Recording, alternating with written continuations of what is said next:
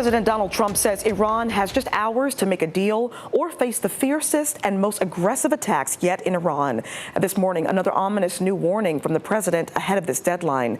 ABC's Karen Travers has the latest from the White House.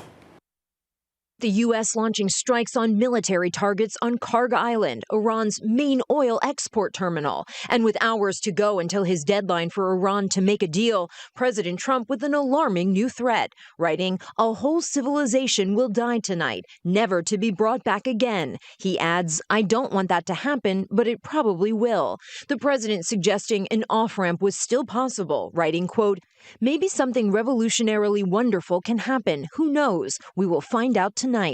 The president set an 8 o'clock Eastern deadline tonight for Iran to make a deal and reopen the Strait of Hormuz, warning yesterday that the entire country could be taken out if they do not.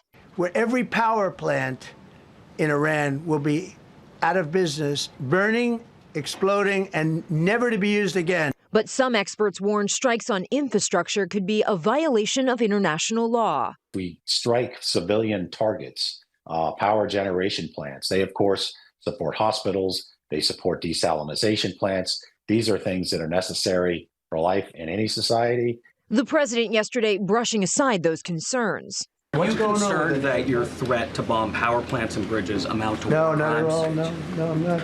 An Iranian spokesperson slamming the president's threats, calling them the rude rhetoric, arrogance, and baseless threats of the delusional U.S. president. We're not going to strike energy and infrastructure targets until the Iranians either make a proposal that we can get behind or don't make a proposal.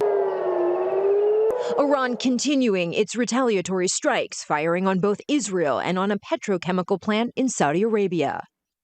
And here at home, some Republicans are expressing concerns with the president's threats. Wisconsin Senator Ron Johnson says the U.S. is not at war with the Iranian people, and he hopes the president is using these threats as bluster. Karen Travers, ABC News, the White House.